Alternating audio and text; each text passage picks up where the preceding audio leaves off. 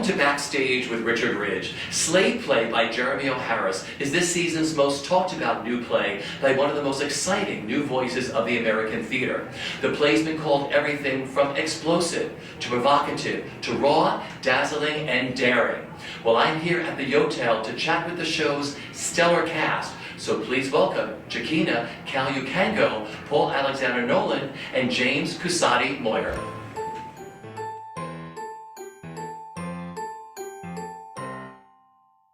There are life-changing moments for audience members, and Slave Play is that for me and many others. How life-changing as an actor is Slave Play for each of you? Completely life-changing. I think the biggest thing I'm learning is consistency. Yeah. With something this emotionally draining and exhausting, and just kind of figuring out how to tap into that thing every night is a whole new challenge that I've never had to experience as an artist, which is really great. For me, it's also the amount of audience reaction and conversation that we've gotten from this play. I mean, that's what's so life-changing about it, that the fact that the play lives on out onto the sidewalk and in conversation online and in person, and is changing people's lives, and that active dialogue is happening. That's changing my life as well. Yeah, Paul, for you. Well, I won't speak necessarily for me, but I think it's also been kind of a career changer for some of the members of the cast who have seen some management or agent changes, and just like it's like the verge of skyrocketing. We were just talking about it before we started the interview about not in the context of Slave Play, but just how something like this that is in the consciousness of the industry can help to put you in a position just to finally be seen. Yeah. For what you can provide with your craft and skill, and I think for all of us, it's been that. Yeah. Without giving too much away, who do you each play? I play Kanisha. Yeah. I play Dustin. And I play Jim. I love it. You're giving nothing away. I love this. No, because all these roles turn as you sit through the show. I mean, everybody's right. All your roles and everything sort of switch as the show goes on. It's difficult to discuss the play without spoiling some of what is fun for the audience to experience. Yeah. But what I can say is that you start in a world that may be disorienting, and you continue to have your world disoriented as the play goes on. Yeah. In the best of ways. Who has the longest history with the play? Out of the James. Yeah. Yeah, I started with it. Well, first it was in my car. Jeremy, I was driving Jeremy up to class, and he had me read some of Dustin's monologue out loud from his laptop. And that was the earliest involvement in it. But then I first professionally became involved at the O'Neill up in Connecticut. Great. I hope he wasn't asking you to read it while you were driving. No, we were pulled over at a rest station at a gas. We were getting gas. Yeah, that would have been funny. But very Jeremy. Can you read this while you're driving? Yeah. So when you all first read the play initially, what was that defining moment when you said, I have to do this? What was it about the play? The first time I read it, I was just silent. Yeah. Because I was like, what did I just read? And then I had to read it a couple of times for me to even try to contextualize what I just read. And all I knew that it left me so unsettled and excited at the same time. And I've never had a piece do that to me just from reading. I was like, I must do this. Yeah. What about for you, James? Same. It was so exciting to me because I love plays in which that it's sort of this gymnasium for the storytellers, for the actors involved, and that the amount of material and topics that we get to touch in this one play. I mean, there's so much within this 2-hour traffic of this play. Yeah. How much we touch on, but so much of it is, it's such an experience to read it and to, as I've heard, watch it, that people come back and they hear new things, and I think the play has so much. I've never read a play that has so many different levels to it. Paul, for you? I'd say that the thing that usually excites me the most about acting is transformation, and the character I play, you know, you can come and watch, and I transform in several different ways, and so that was always exciting to me from the get-go. But then as I also knew that there were big things for me to understand and learn about as a privileged white guy. Yeah. That really interested me and continue to interest me. And there's much in the play that I still listen to my cast delivering their character's point of view every night and hear a lot. And it changes. Yeah. Whether it's the you know, one of them just bringing new color to something that they've been doing for the past 70 shows, or just me hearing from a different point of view. It's amazing how much I don't know. And that's pretty fun. Yeah, because you're all a perfect ensemble in this show. I mean, you share this whole piece as a unit. What's it like sharing the stage together? We're lucky to love each other. I would say the play gets really vicious and can be ugly. And I don't think we could do that if we didn't like each other. Because it would be too real, and it would just, for me at least, I would have trouble really digging at somebody who I didn't actually like, because it would just feel too, you know, I think there's a bit of safety for an audience who can, you know, and an audience is extremely perceptive, whether they can put voice to that perception or not, that it's still a safe space, even when vicious and ugly things are going on. And so it just allows us to all actually do the work to the deepest and ugliest that we can. Yeah, beautifully put. Yeah. I was gonna say there's an unbelievable amount of trust. I think that we all have in each other's craft and instrument and spirit, and I've never experienced something where you've had a fully committed group of artists who are so committed to this work, and really bearing their souls and in the best and most beautiful possible way every night to illuminate something to an audience every night is just really incredible to watch. And I remember the first time I watched these people in rehearsal the first day on their feet, and I was like, they're so incredibly brave. I'm just like, you guys have been doing this. It was mind-blowing, just the amount of spirit and honesty and vulnerability that they all bring. Even with the most difficult material, there is a sense of trust, but also a big thing of sense of play, and that, you know, we strive to have a bit of, we play a lot backstage. You know, we keep each other light, and we're goofs, and we need to keep it that way. So every night, even in the most difficult, most serious material, there is a sense of taking and giving back whatever it is that happens on stage each night, like different colors or different tonalities or different. It's really, every night is so exciting because everyone is always playing within their own container, but also with each other, and that's really inspiring. Everyone always keeps it fresh. I've never seen the same performance once ever. Is there a go-to dressing room beforehand? You'll meet up somewhere. Like, I mean, who gets there the earliest to the theater? Annie. Okay, she gets there the earliest? Annie's at the earliest. Okay. You get there early too, don't you? I'm there early. Yeah, I like to get there early. I go down before they start the play. These two together, and I need to hear the audience, and so I like to hear. I also just like to see them. Yeah. I'm like dancing in the corner. And I go down to try to startle him. Yeah. Do you really? Scares me. Try to sneak up on him. Yeah. In the wings? Mm-hmm. Yeah. We can. Yeah. Mm-hmm. Or spray him with water. I love it. How early do you get there? Oh God, it changes. It changes every day. Yeah. Sometimes I'm right there in half hour, and then sometimes it's an hour. No, because I've spoken to many stars, and they're like, "Oh no, I like to get there an hour before in prep." And some people are like, "No, I like to get there, put my wig on or my makeup, and just go and do my show." Yeah.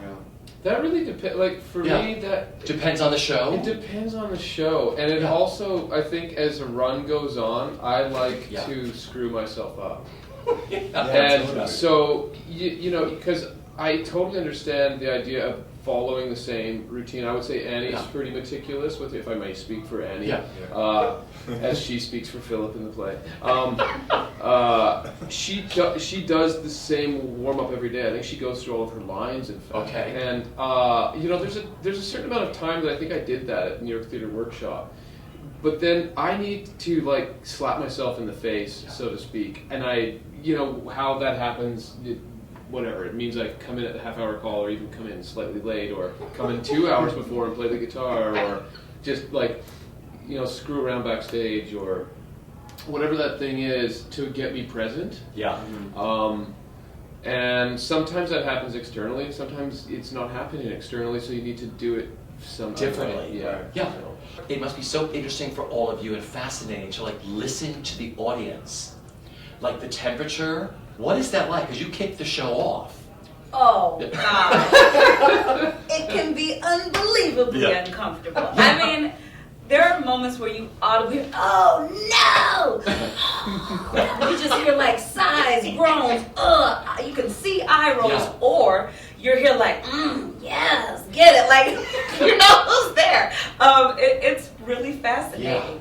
And I'll say, I think the power dynamics, even from the audience of like, when you can hear who they choose to listen to, that moment where it switches for them, once the switch happens in Act 2, how are we now listening, and how does that go on throughout the rest of the show is really fascinating. Yeah.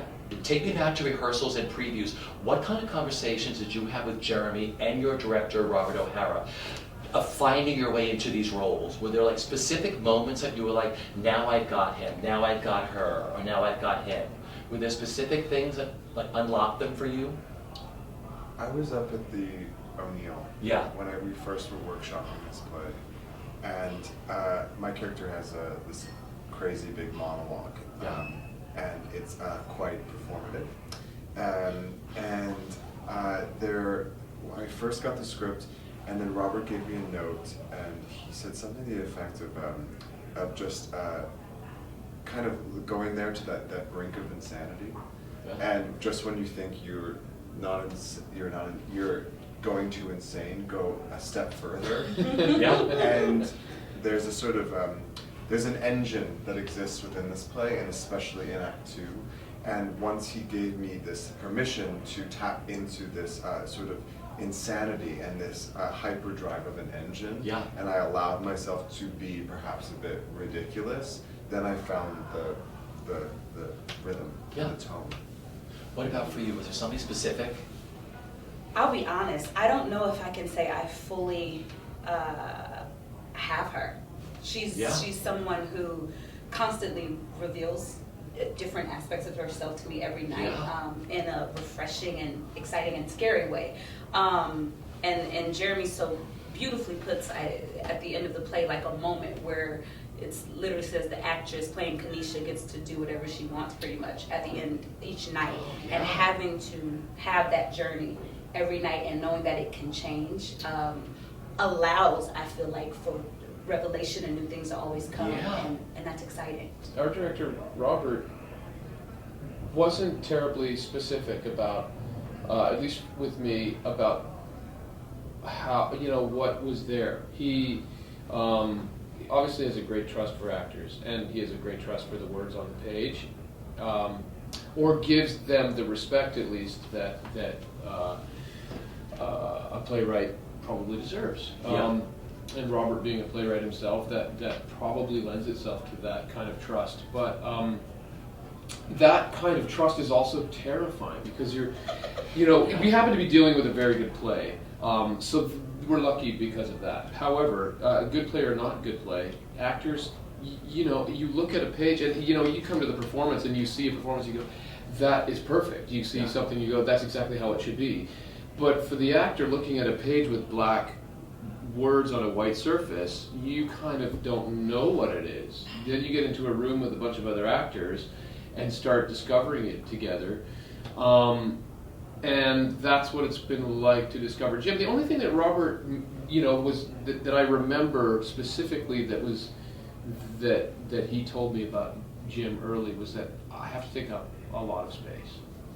not just physically, but with my voice, and I have to take over the room whenever I have something to say. Yeah. I'm the most important voice in the room. Now, there's 100 ways to do that, and that's been the exploration, and it's gone through an evolution based on my own imagination and sometimes my own body's needs, and psychological needs. But what I will say is that trust that Robert gave us is the reason the play is so alive.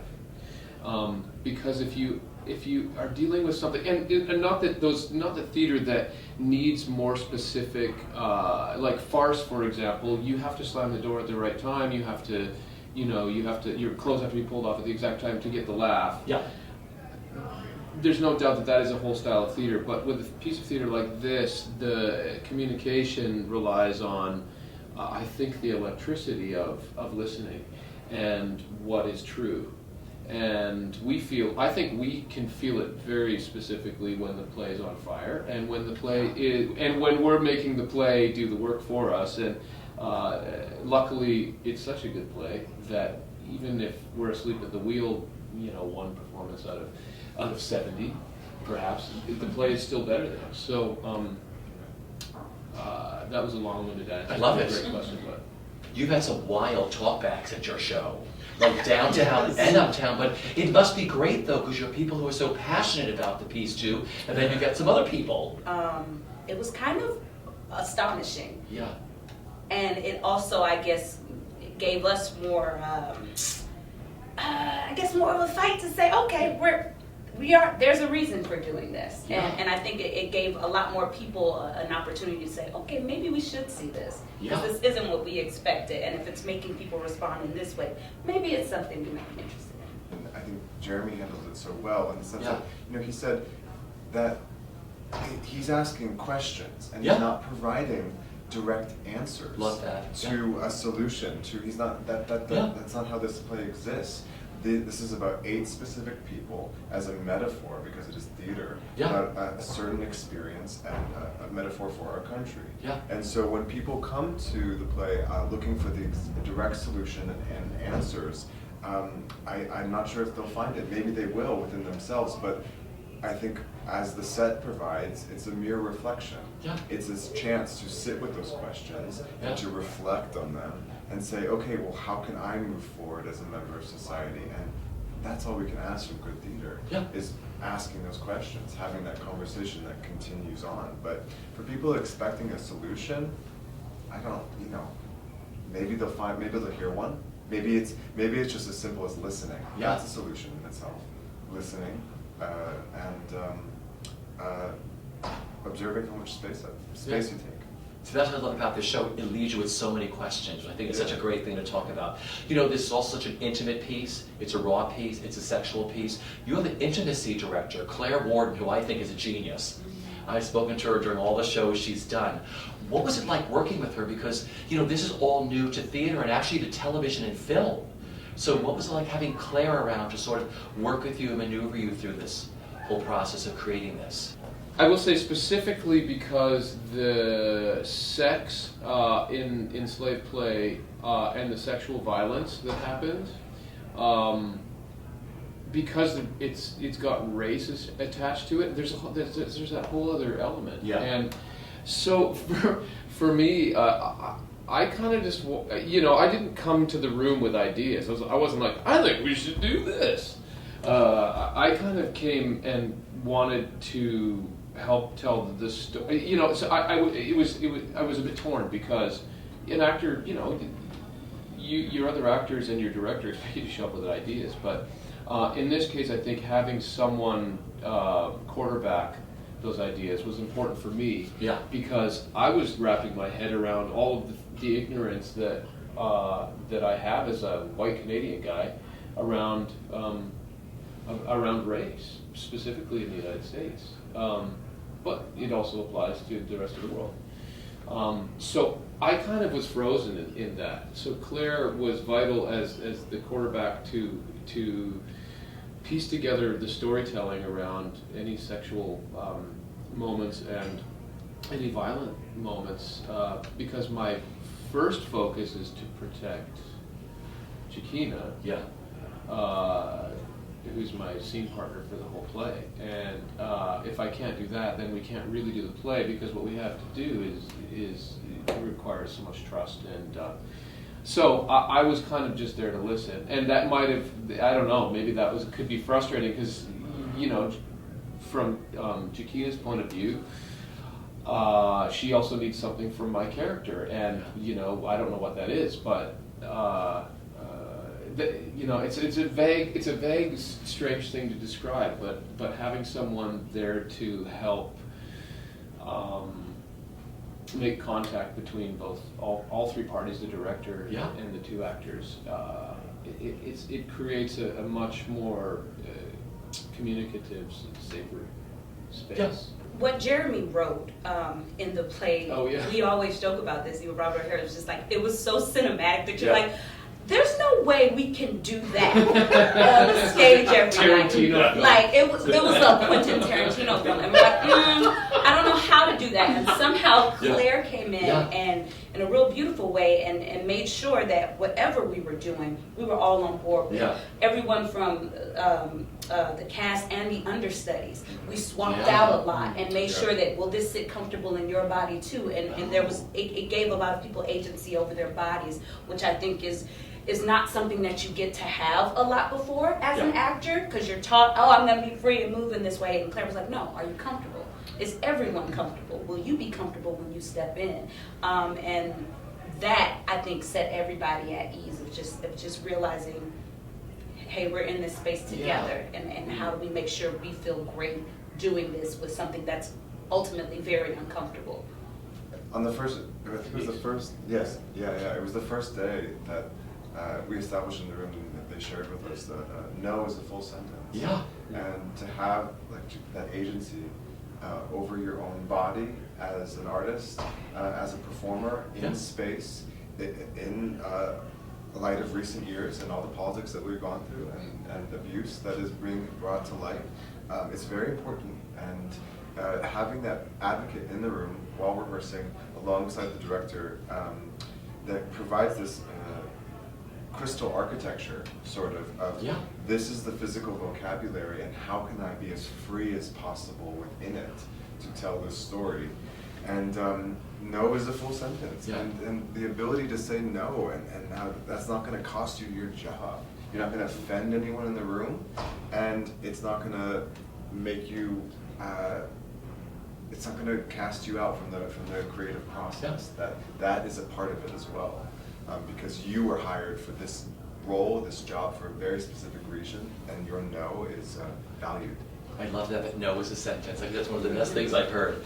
You're also good at what you do. Take me back to the beginning. What was that defining moment for each of you when you said, I want to be an actor and try to make a living at this? I grew up in a little town in Canada, and the major city near that town was 190,000 people at the time, 200,000 people, and so Les Mis toured through Regina, Saskatchewan. So my father and mom took us to see it at Christmas, and I think that was where I had that aha moment of people do this for a living because of the character Gavroche, because he was a little 13-year-old kid, or maybe even younger, but he was my size, and I was like, I can do that. I wanted to be a more obscure, interesting story, but that was it. Like so many people my age, that was the show. James, for you? I think the defining moment was my mom was a single parent, and so my grandmother put on a lot of Rodgers and Hammerstein, and it was The King and I, and I memorized the whole thing. And I would reenact the whole thing on TV. And then my mom, she owned a candy shop across from the Civic Theater of Allentown, Pennsylvania. And I needed to do something after school and also be babysat, so I went across the street to the theater, and I was raised by the older adults who were in plays, and I would sit in rehearsal, and I was raised by the theater, and then I just knew from that that's what I was supposed to do. That's like the best upbringing. to be raised by people in a theater. Oh, Right? it was- Seriously. Like, it's Cinema good. Paradiso here. Totally, yeah. Movie? Yeah. So, No. yeah, except that was set in a movie theater. Yeah. Oh, yeah. What about for you? I guess the defining moment was high school. I went to an all-black performing arts high school Okay. in East Point, Georgia, named Tri-Cities. And once I got in, we did everything from Serafina to Once on This Island to creating musicals with the Georgia Shakespeare Company and writing our own musicals and performing and being in one-act play competitions. And before then, I was like drill team captain Yeah. in middle school. So I had no idea that you could make a living until I started performing my own narratives and Yeah. stories and experiencing that. So that's the That school. was it. It changed my life. Yeah. Yeah. My final question for each of you is, this is such a dynamic play, it's such an important play.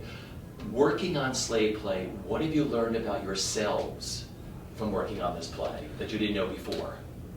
I would say the biggest thing I've learned is how hard it is to see yourself when you come from privilege. And, and a white man comes from privilege in general, and I certainly do. I grew up in a middle-class family, but what I mean by privilege is just existing in a world that is basically constructed for you. And I can't go into a scholarly answer about what that means, Yeah. but what I do know is that I had no idea that existed until I started working on this play. And so that has been a beautiful reckoning. Yeah. And something that, that's something you can't unsee and walk away from. So that's cool. Yeah. Among the long list of the socio-political things that I have learned about myself and my place in this world is who I am. I think the biggest thing is, this, as we've spoken about, this play is incredibly demanding, both physically and emotionally. And I've learned as a performer that it is such a gift now that I know that I'm stronger than I think I am as a performer. Yeah. And I don't think I'll always have fear naturally, because that keeps you present. Yeah. But the strength that I've developed because of this play, physically, emotionally, because of the rigor that it sort of puts you through, but also because of the people that are surrounding me every Yeah. day. Whatever comes next, bring it on. I'm ready. I just did this. Yeah. So, yeah, that I feel confident. I think the biggest thing I learned was just how I wasn't truly taking care of myself. I think with this piece, he puts it so beautifully in the naming of each of the acts, like work, process, and exercise.